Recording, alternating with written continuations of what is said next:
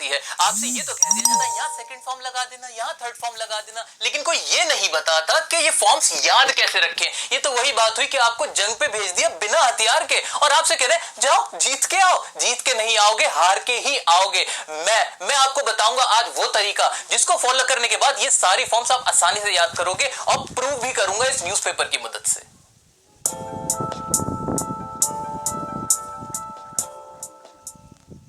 दोस्तों आइए सबसे पहले देखते हैं कुछ वर्ब्स को, उनकी सेकंड और थर्ड फॉर्म को और समझेंगे कंसेप्ट को, बिकॉज कंसेप्ट इज पावर। तो मैंने आपके लिए दो वर्ब लिखी हैं, उनकी सेकंड और थर्ड फॉर्म लिखी हुई है। पहला वर्ड है मेरा प्ले। प्ले मतलब होता है खेलना और इसकी सेकंड फॉर्म हुई प्लेड और थर्ड फॉर्म भी हो गई प्लेड। इसमें मैंने देखा कि सिर्फ ईडी लगकर सेकंड और थर्ड फॉर्म बन गई, यानी प्ले का प्ले ही रहा और सिर्फ ईडी लग गया। इसको कहते हैं हम रेगुलर वर्ब। वो वर्ब जिसमें सिर्फ ईडी लगाकर, जी हाँ, सिर्फ ईडी लगाकर जब हम सेकंड और थर्ड फॉर्म बना देते हैं उसे हम कह देते हैं रेगुलर वर्ब।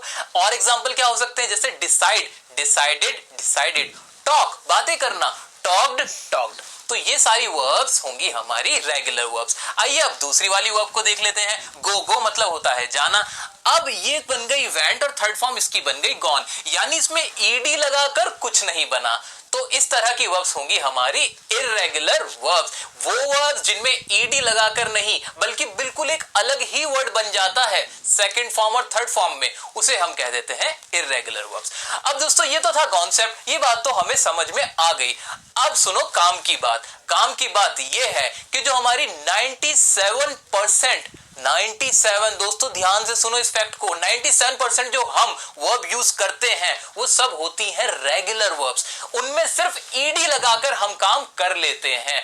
बस ये 3 से 4% है हमारी जो इर्रेगुलर है, जो बिल्कुल अलग हो जाती हैं। तो कितने कमाल की बात है, यानी मेरे को क्या करना है, मुझे सिर्फ ये 3% वर्ब अगर मैं ये वाली याद रख लूं तो मेरा काम तो बड़ा आसान हो जाएगा, क्योंकि इनके अलावा कोई भी वर्ब की फॉर्म आएगी उसके साथ मैं सिर्फ ईडी लगा दूंगा और ऐसा होता भी है।